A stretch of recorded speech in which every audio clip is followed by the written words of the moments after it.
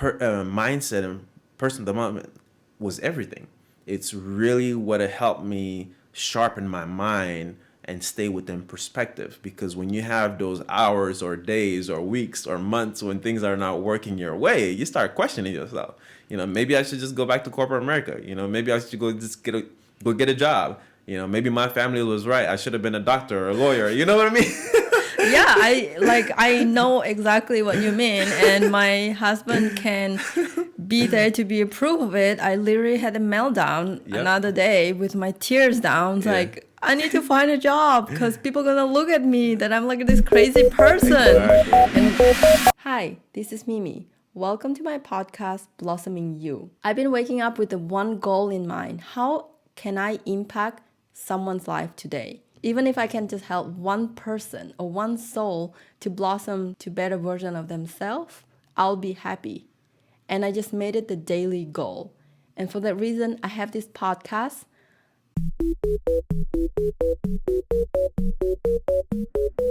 Welcome to Blossom Media Studio.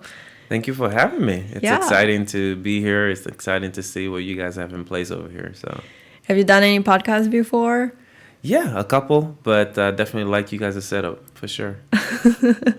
Well, thank you. Thank you for your kind words, and thank you for saying yes to recording with me today. Why don't we start with you telling us a little bit about your current occupation and passion, if it's one thing or... For me, my current passion is in fashion, as much as that rhymes. It's something that went from being an accidental thing to now a brand of itself that's leading to a lot of different things. But the main thing right now is definitely fashion.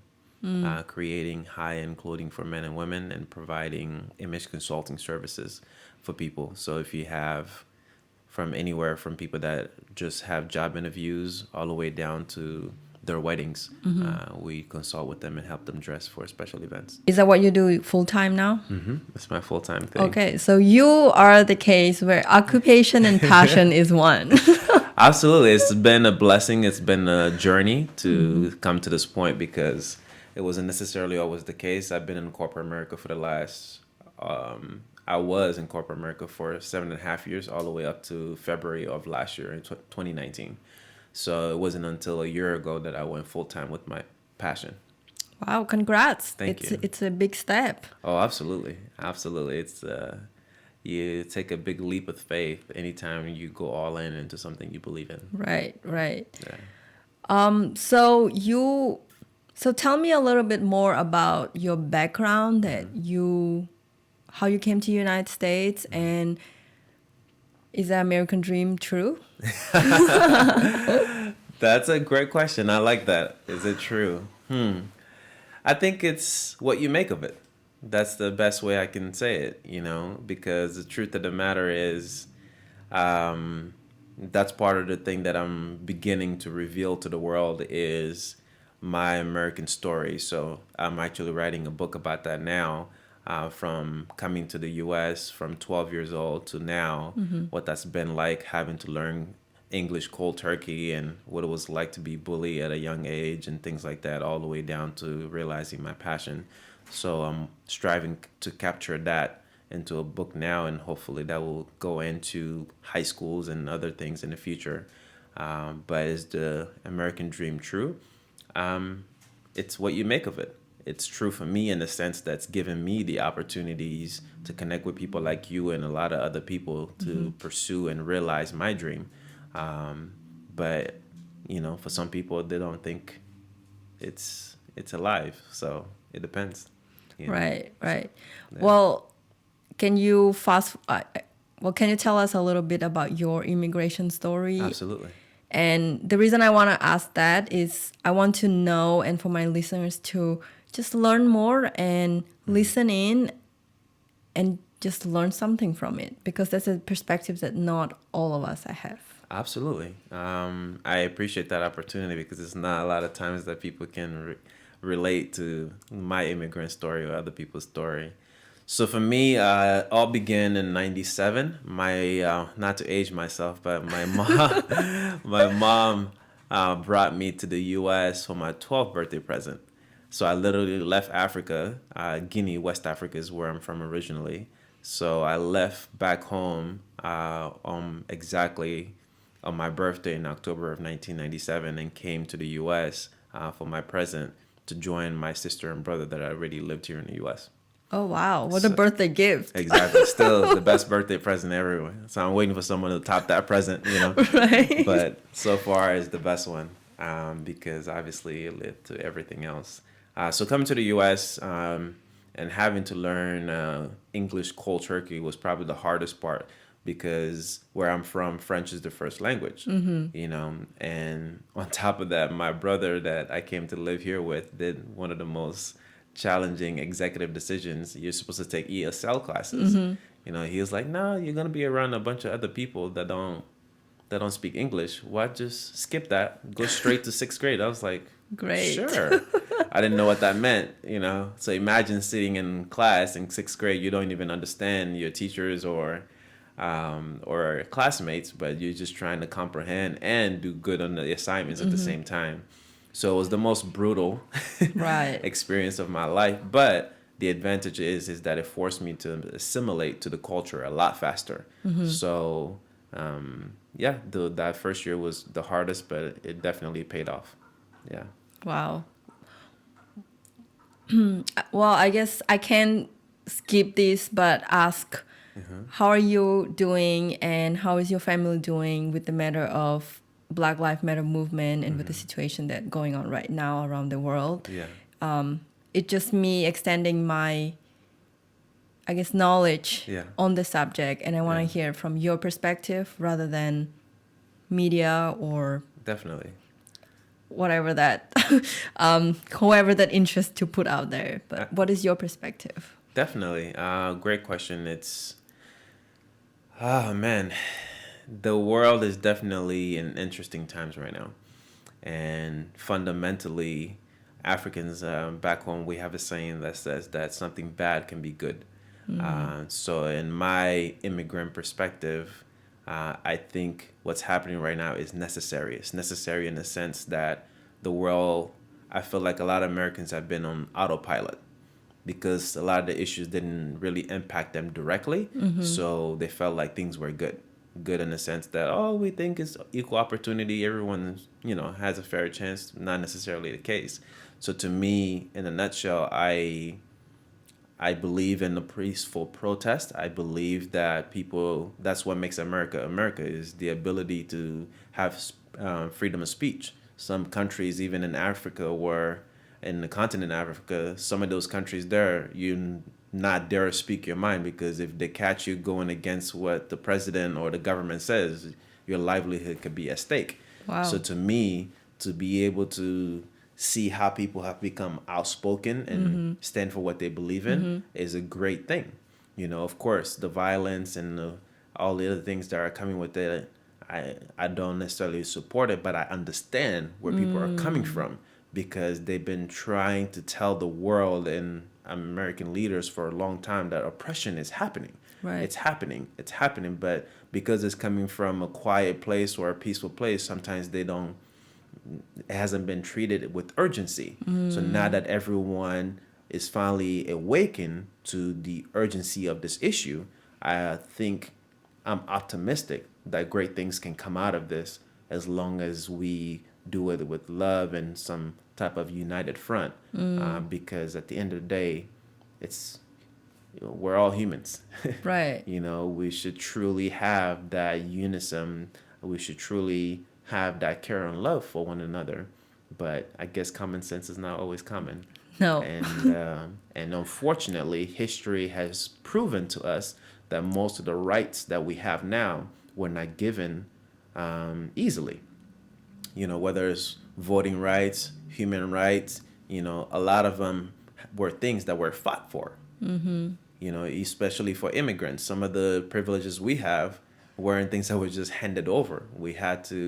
There were people that pioneered and gave us and fought for those rights. So that's what I mean by something great can come out of this if we really continue to do it in a way where we create better solutions. Because sometimes it's okay to make noise, but what happens after that? Are the policies changing? Are things actually moving forward? So that's what I'm optimistic about, is that with this shaking up that's happening, is creating for people to wake up. And my hope is after we wake up, we create lasting change that really benefits all of humanity. It's tough too when there's so much oppression has been happening. As a human, we just have anger comes out, and it doesn't give you a pass to do the things that, looting and Right. everything else that it's violent, but at the same time it's a human emotion. You need to have a place to take it out, and Absolutely. if we don't come together to, I would say, bring all these issues together and unite and solve it, the anger is still gonna come out, and it's just gonna burst from that place, and it's a tough position to be in. Absolutely. But I would agree with you that something great can come out. It's just how we go about it. Absolutely. Yeah, and I guess it will lead to the next question from your perspective. What can be done as a step towards that unity or change? That's starting to happen already, is people from other races are coming together to defend the cause. Because sometimes when it's just happening amongst black people or the people that are oppressed, sometimes it's hard to have long-term effect. But when outsiders are coming together to speak for the same cause, it makes a great progress. Because now it's not just the oppressed that's speaking, but it's a representative. People become ambassadors for the right cause. And that to me is a great sign of progress when other people are participating, in creating the dialogue, and like, you know what, even asking people from that race and asking them, what has it been like for you? Tell me what it's like. To me, empathy goes a long way. It's like, you know what, Mimi, I haven't been through what you've been through, but tell me, what has it been like? Let me take my perspective and set that to the side and just try to understand what your world has been like. Because I'm not you. Right. And at the end of the day, as cliche as it sounds, love is the answer. If we truly put ourselves to the side more often and just simply say, you know what, I don't know what it's like to be in that person's shoes. Let me go find out. Right. Let me ask, and truly being present in that alone takes it a long way. Because, again, as it sounds cliche to say that love is the answer, if I truly respect your perspective, there's no way I could treat you with malice. There's no way I will cause you pain. We may disagree. I say, you know what, Right. Mimi, I don't agree with the way, you set this room up, whatever it is. But after talking to you, I see that you did a great job from your perspective, and I see how you did well with this thing. But if I'm not empathic and I'm not present, everybody's right from their perspective. Right. Everybody's right from their perspective. You know what I mean? I always use this example with our team. It's like, let's say you look at this house or where we are right now, and I'm telling you, man, I like the decoration in your room. I like the way you did it with the paintings, the backdrop, and the couch. And then I'm trying to convince the guy outside how nice this room looks, but they've never been inside this room. They're like, Mo, I have no idea what you're talking about. From the outside, the building, it looks old. It's like busy outside. It's noisy. You're like, and I'm like, but you don't get it. Right now, it's nice in here. The weather's cool. She got AC running. She got me nice water. It's really cozy. You're like, no, it's busy outside. I hear horns and things like that. I don't even have anywhere to sit. So again, is that person wrong? No, they're not wrong. From their perspective, they're right. But if we switch spots and took time to be in each other's place, the world would be in a different place. Right. But that's, in my opinion, at least, that's why war exists. That's why these things exist, because everyone from their perspective is right, and they're willing to die for that thing that they believe in. I would rather die than be wrong, huh? Exactly. And, again, ego and fear, and that's all part of our world. Right. So without getting too deep into the world issues, is that, again, I think right now, anyone that's outside of this realm of oppression, if they simply just came in and asked questions and tried to understand what's happening versus just staying in their perspective and judging the world from there, we could really accomplish some great things together. I'm still learning. I'm asking all these questions because I came from a very different perspective as well. I am Vietnamese, but I grew up in Russia. I came here about 8 years ago, and I have a completely different perspective on these things. And I, just as many human, are quick to judge to the certain things that I see. Absolutely. But I have chosen to put myself in a position where I ask more questions so I can learn more. So thank you so much for sharing. And I've definitely learning every day, and I think it's a consistent process. You are very conscious entrepreneur, that you are not just someone who's building the business for the sake of business or for the sake of the dollar amount. Yeah. You, from your speech and your answers, you care about the things that are going around the world and the things that are happening. So tell us more about your business, like the meaning of the company, the name of it. I think it's a very beautiful story. I am truly humbled by your opinion about being conscious, because coming from a third world country, I know what third world exploitation is.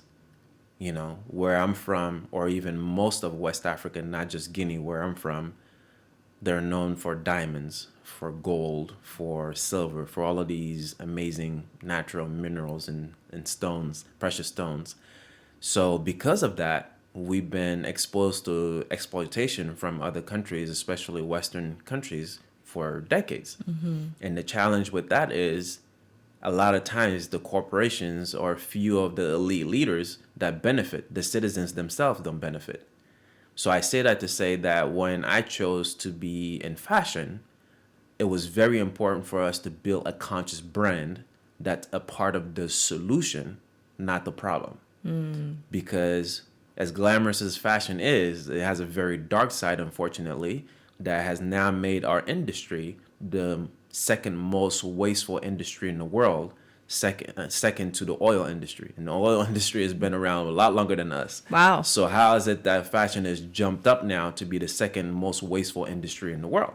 So when I learned that, I was like, man, this passion of mine that I really wanted to become part of seems really dark. And I don't know if I want to be a part of it anymore. I almost gave up on starting our business. You know, but then I was reminded by some good people that at the end of the day, there's good people and there's bad people in every industry. I don't care if it's the real estate. I don't care if it's finances. I don't care if it's the medical field. There's good people and there's bad people in every industry.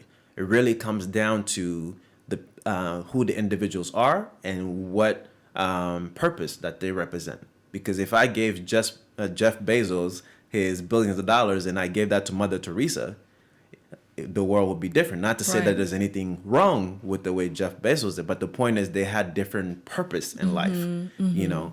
So I say that to say, so for us, it was very important for us that if we're going to launch a high-end fashion brand, that we're a part of the solution, not the problem. So what that meant for us is that no fast fashion. We're not creating products every couple of weeks or every 4 weeks. We're strictly going by seasons, like the world used to do with food and fashion and everything else. You only saw new lines about 4 times a year. But now the industry of fashion doesn't respect that. They got new products coming out basically almost on a weekly basis. And what that's doing is that is affecting how things are manufactured and how fast now factories have to produce, and the workers' condition and third world exploitation. So the list goes on. Wow. I just never thought about it that way. Exactly. So there's a great documentary on Netflix that I would recommend for a lot of people that are not part of our industry to watch. It's called The True Cost. The True Cost, when you watch that, you'll see how the dark side and the possible solutions. So for us, the answer was to avoid fast fashion. We only make products that we're going to use. So mostly made to order. We've never put extra inventory in landfills. We don't burn our excess clothes like some companies do without mentioning names. So for us, that was important. But unfortunately, that means it's slower growth. Right. You know, you become a little intimidated when you see newer companies in fast fashion just grow a lot faster than you. But that's the importance, again, about figuring out what you stand for and which lane do you want to stay in. so that way you're not intimidated by the distractions or other things that are happening around you. So in a nutshell, that's where we wanted to create our identity. And even with the name of the company, again, it's Meraki Allure. And the word Meraki itself is a Greek word. It means to do something with love, to do something with creativity, whenever you put a piece of yourself in your work. And I would love to take credit for that, but it was actually found by my nephew when we first launched, because I was looking for a cool company name and I couldn't find anything for 3 months. So I told this little 13-year-old at this time, I said, hey, try to find me words that have meaning, that really stand for something. And 24 hours later, the boy found me this word again with other words. And I read that at 11 p.m. at night. And I was like, this is it. I could build a whole culture internationally around this word, because everyone that does something with passion and purpose can connect to this. I don't care if you're a chef. I don't care if you're a podcast, owner, or whatever else. As long as you do something that's purpose driven and you're willing to invest all of yourself in it, that's Meraki, because that's what our branding is now, is that we want to encourage more people to go after what they believe in. Right. And not let the limited thinking and belief systems interfere with them. Right. So that's the long version of the story. No, I love it. Thanks for sharing. And there's so much meaning behind it. It's not only the clothing. And I just recently learned that fashion clothing companies, they actually burn the clothes landfill. I was like shocked. Yeah. It makes me like not want to shopping for a really long time. Exactly. It's just, that's the part of it that most people don't know about. So for us, unlike most fashion brands, if you go to our website, you actually see core values. You see what we stand for. You see what we want to do in the community. You see that we want to partner with environmentally conscious manufacturers. We don't partner with any manufacturer that has any exploitation or doing things to workers in a certain way. Again, it's a slower growth. It took us time to build those partnerships. But again, the way I look at it, I'm not in the business of selling clothes. I'm in the business of elevating lives. I want to truly elevate people by the way they brand themselves, the way that they elevate their image, so that way they have more confidence and they go about their day with confidence and be able to conquer more things. So to me, it was never about selling clothes. It's about really building a reputable brand and experience, so that way we can truly elevate people's lives. Wow, amazing. I love that. So tell me something. As a CEO and the founder of Meraki Allure, what do you do to keep your mindset of growth and continue? I know you're driven by passion, but how do you keep your mindset? It's a very good question. So I just got out of a meeting with a professional photographer. The meeting ended up being like 3 hours because we just connected so much with her and her team. And then one of the things I told her in that conversation is that we all knew about personal development and the books and the marketing books and personal development, but I was ready to pursue my passion.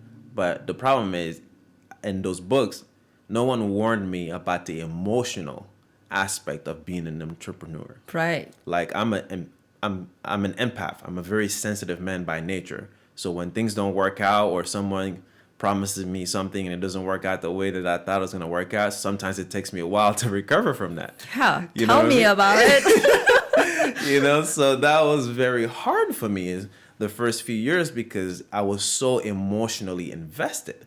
Mentally, I knew that challenges would come, but I thought it was more like technical paperwork, branding stuff. But I didn't know that entrepreneurship was going to test me emotionally, even with my faith and everything else.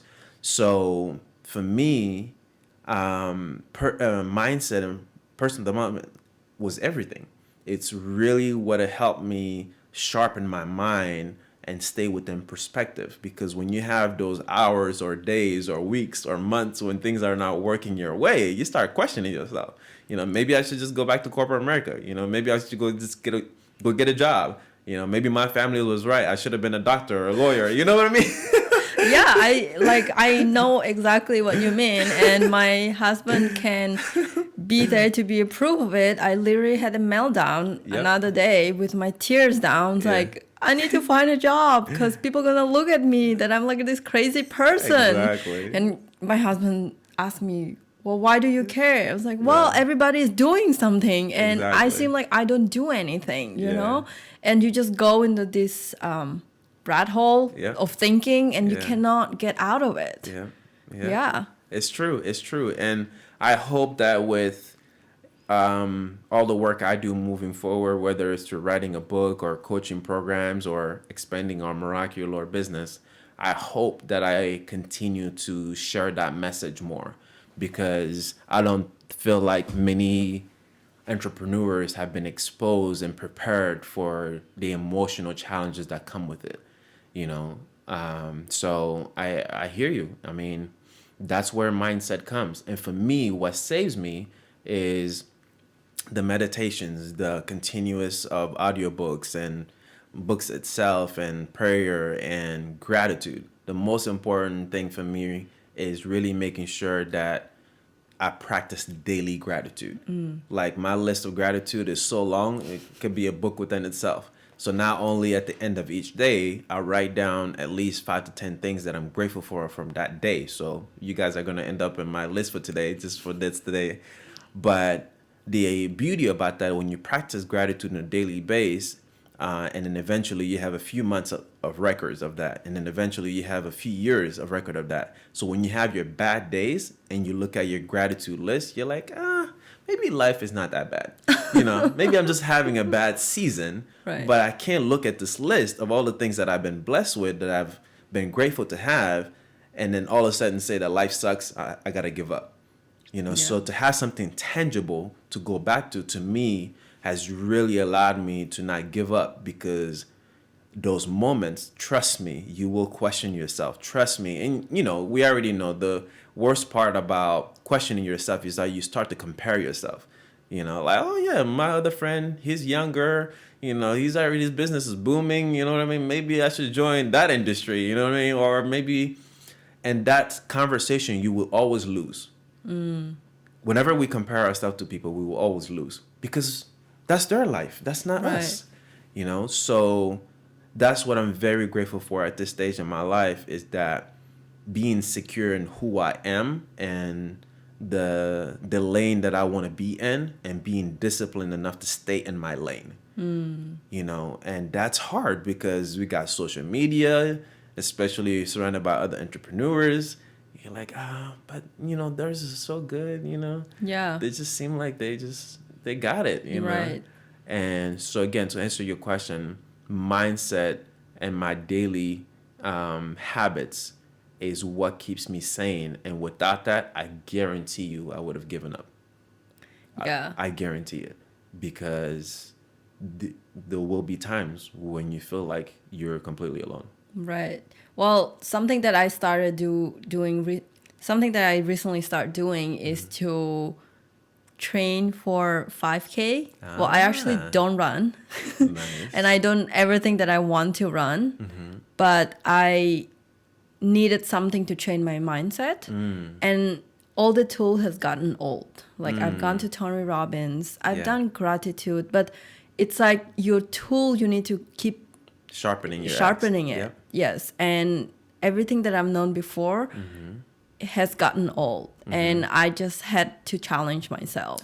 I pick up running. I love it's it. like, what is the least thing that I can do for running? So it was 5K. I love it. So I pick up this program that is 90 days training, Oh, wow. but only for 5K. So you actually train for 5K in 90 days. So it takes 3 months. And when I look at that, and I'm like, damn, it takes freaking 90 days to do this, and you pace yourself. And you think that your business is going to just burst overnight and become successful. That it's not even like comparable. But doing it every day, I'm learning now day by day that I need to pace myself. Absolutely. And you just do it some days without feeling it. Yeah. You just do it some days because you promise to yourself. Yeah. And you need to keep your promise to yourself. Agreed. Otherwise, your confidence is going to be crashed. I agree. So this is a new test that I'm doing for myself to see if that's something that expand my mindset. Yeah. Because I do feel like we can read so many books Yeah. and we can jump from one guru to another. Yeah. But at the end of the day, you need to pick something that works for you Yeah. and long term and keep it. Yeah. I don't know how if I'm gonna keep up with it because it's freaking hard. Yeah. Running is not easy. No, my hat's off to you.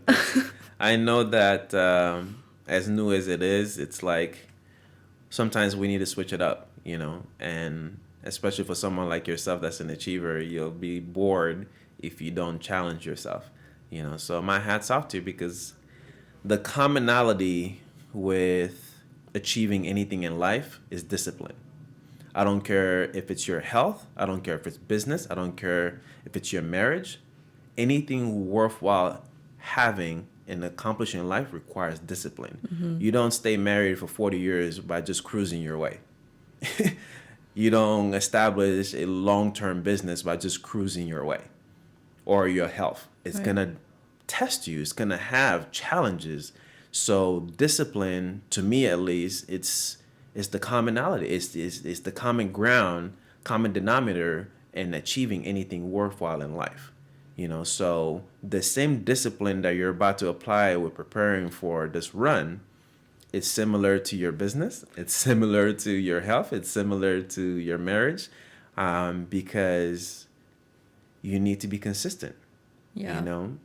You will have those habits that you have to build for it. And it's hard for me to not seeing a goal or trying to aim at something, but we know that life is about the journey. It's not about destination. And I know all of that. I have this saying that I always tell myself, whatever you suck at, go there. Mm-hmm. Like if you suck at running, you probably should train running. But still, even doing so many things, going after the hard thing, how do you face with defeat? That's a great question. I think, again, perspective matters. Perspective matters. If I look at things as they are and being careful about the meaning I attach to things. Like, okay, this didn't go as I planned. Mm-hmm. But does that mean this entire situation sucks? Or does that mean there's something to learn from it? Right. There's always multiple ways of looking at things. So I have to challenge myself that, okay, Mo, that's one way to look at it. But what are the other ways that it could be? Yeah. So that's one thing. And then the other thing is celebrating the wins. Celebrate the wins.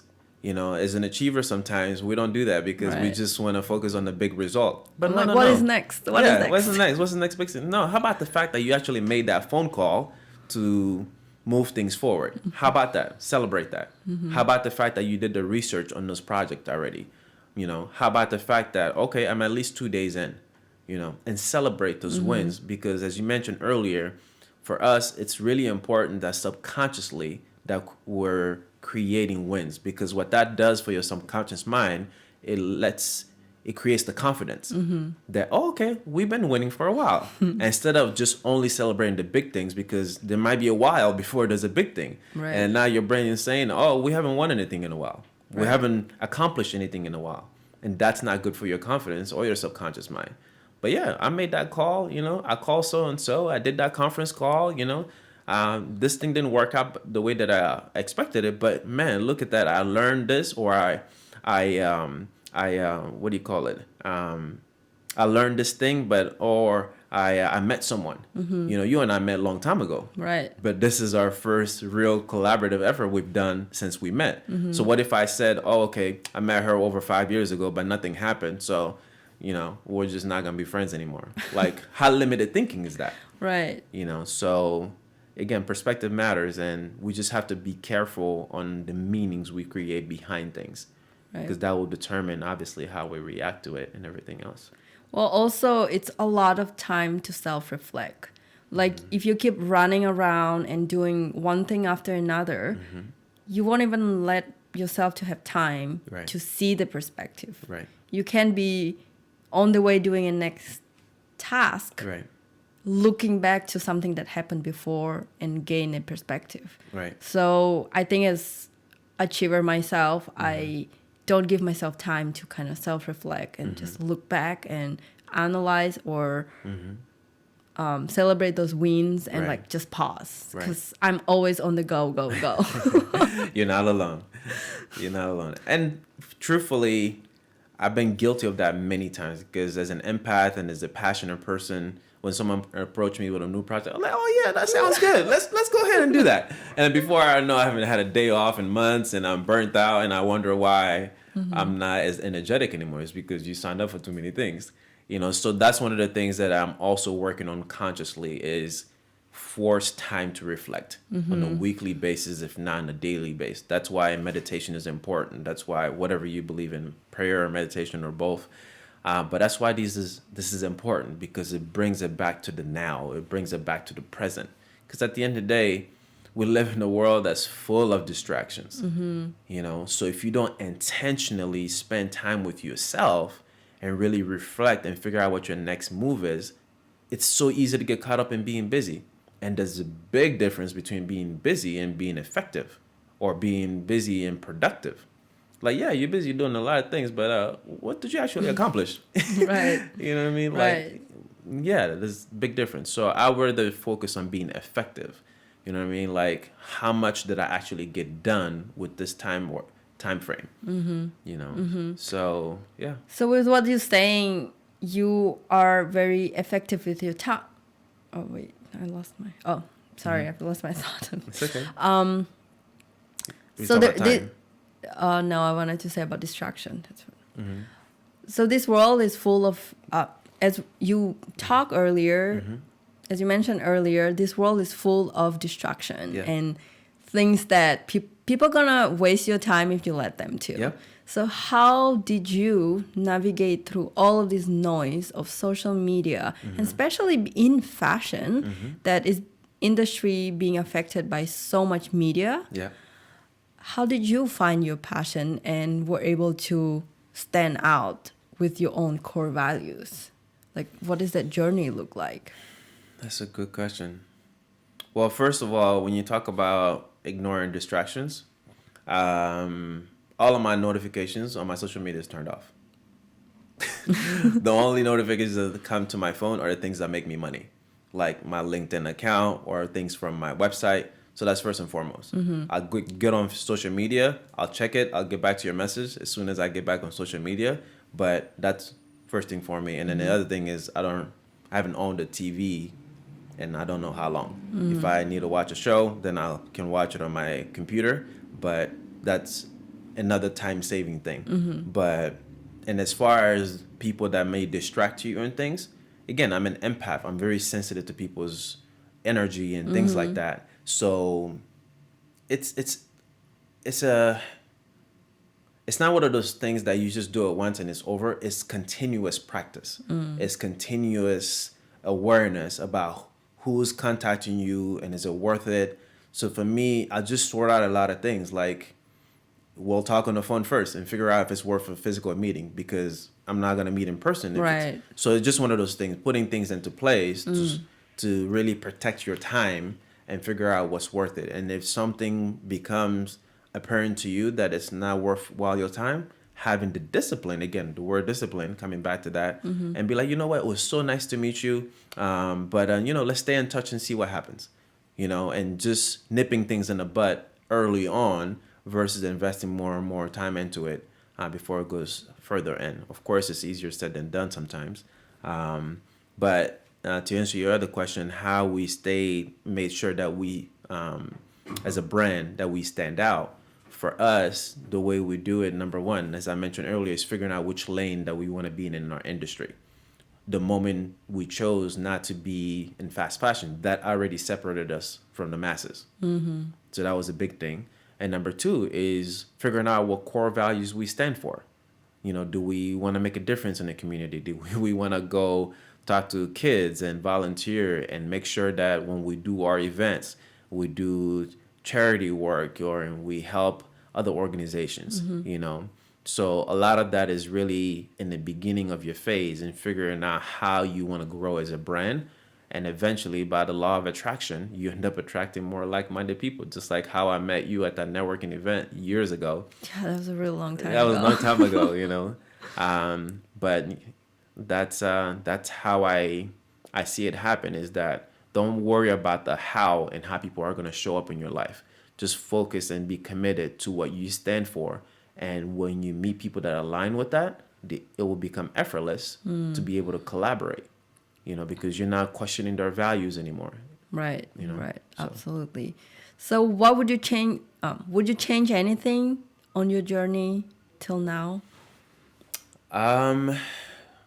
If I could, it would be to just have faith in myself sooner, you know. But at the same time, I don't regret any of it because I needed those experiences for the inner child within me to gain that confidence. You know, if the 21-year-old version of Mo started a business, man, that thing would have lasted a few weeks. You know, he'd be like, oh my God, emotionally, I'm exhausted. I think I'm done, you know.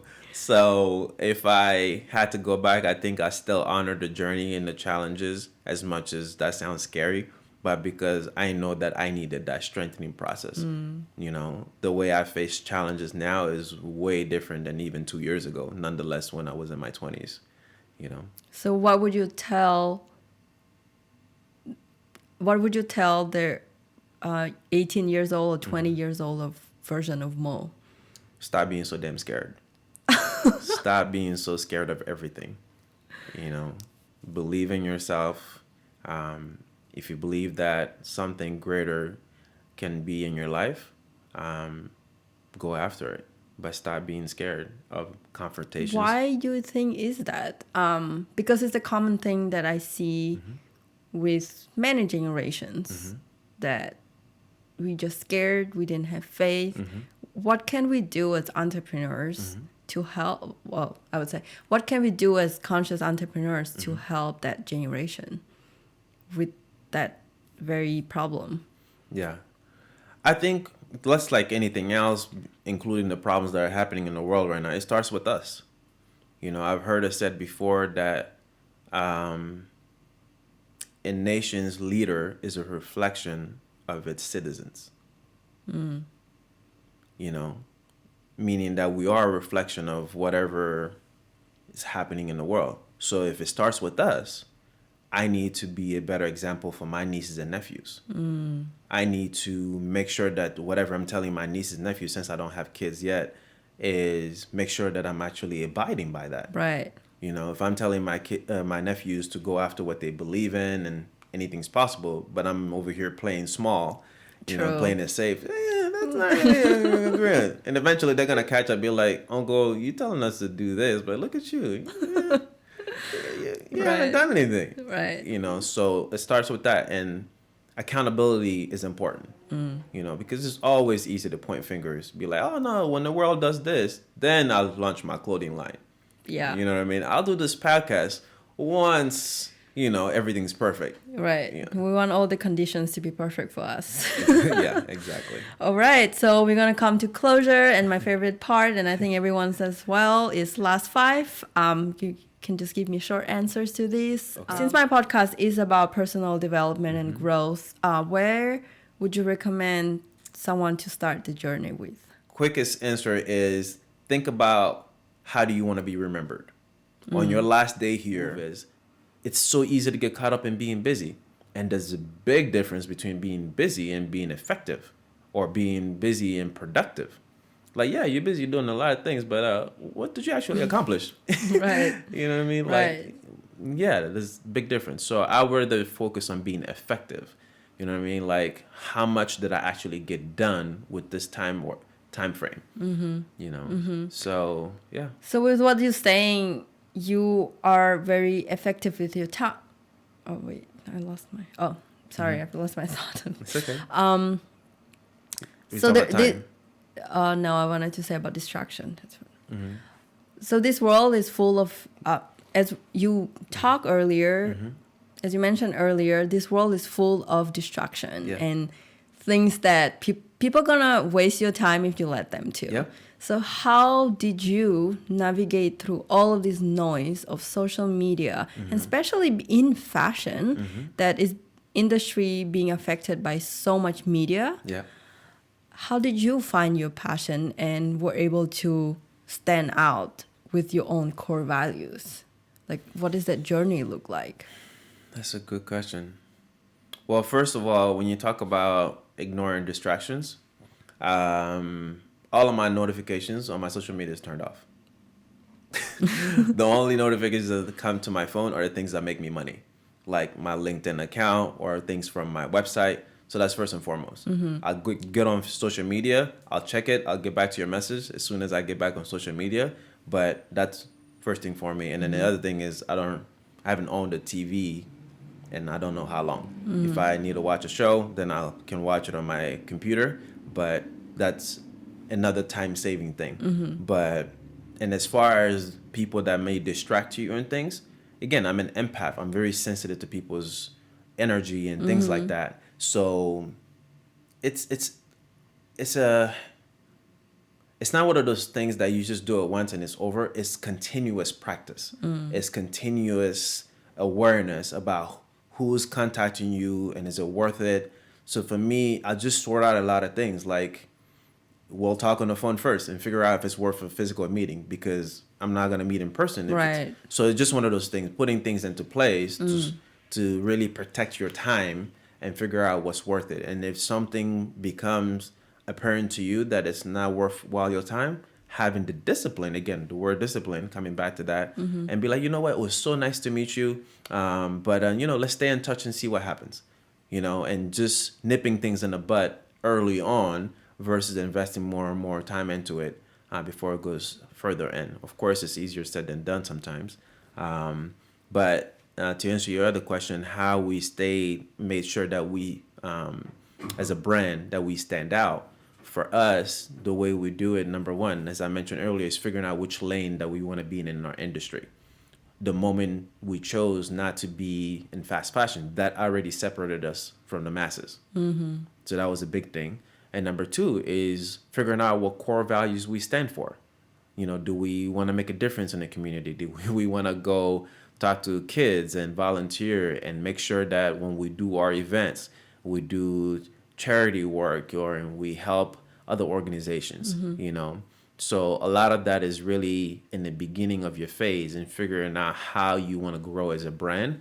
And eventually, by the law of attraction, you end up attracting more like-minded people, just like how I met you at that networking event years ago. Yeah, that was a real long time That ago. was a long time ago, But that's how I see it happen, is that don't worry about the how and how people are going to show up in your life. Just focus and be committed to what you stand for. And when you meet people that align with that, it will become effortless to be able to collaborate. Because you're not questioning their values anymore. Right, right, so. Absolutely. So what would you change? Would you change anything on your journey till now? If I could, it would be to just have faith in myself sooner.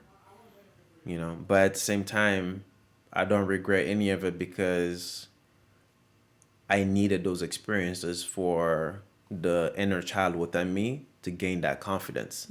If the 21-year-old version of Mo started a business, man, that thing would have lasted a few weeks. He'd be like, oh my God, emotionally, I'm exhausted. I think I'm done, So if I had to go back, I think I still honor the journey and the challenges, as much as that sounds scary. But because I know that I needed that strengthening process. The way I face challenges now is way different than even 2 years ago, nonetheless, when I was in my 20s, So what would you tell their 18 years old or 20 years old of version of Mo? Stop being so damn scared. Stop being so scared of everything. Believe in yourself. If you believe that something greater can be in your life, go after it. But stop being scared of confrontations. Why do you think is that? Because it's a common thing that I see with many generations, that we just scared, we didn't have faith. What can we do as entrepreneurs to help? Well, I would say, what can we do as conscious entrepreneurs to help that generation with that very problem? Yeah. I think less like anything else, including the problems that are happening in the world right now, it starts with us. You know, I've heard it said before that a nation's leader is a reflection of its citizens. You know, meaning that we are a reflection of whatever is happening in the world. So if it starts with us, I need to be a better example for my nieces and nephews. I need to make sure that whatever I'm telling my nieces and nephews, since I don't have kids yet, is make sure that I'm actually abiding by that. Right. You know, if I'm telling my nephews to go after what they believe in and anything's possible, but I'm over here playing small, you know, True. playing it safe. That's not really good. And eventually they're gonna catch up, be like, "Uncle, you telling us to do this, but look at you. You haven't done anything." Right. You know, so it starts with that, and accountability is important. You know, because it's always easy to point fingers, be like, "Oh no, when the world does this, then I'll launch my clothing line." Yeah. You know what I mean? I'll do this podcast once, you know, everything's perfect. Right. Yeah. We want all the conditions to be perfect for us. Yeah, exactly. All right. So we're going to come to closure. And my favorite part, and I think everyone says, well, is last five. You can just give me short answers to these. Sure, okay. How do you want to be remembered? Okay. So start with the question and Yeah, start with the self-reflect. end in mind. Start with the end in mind. Because if you embrace that there is an end and you're not scared of it, it will bring you closer to making sure that you value the now. But if you keep thinking you got time, you have time, you know, you're going to keep procrastinating. The second question is, what is your best personal tip to grow yourself? There's always room for growth.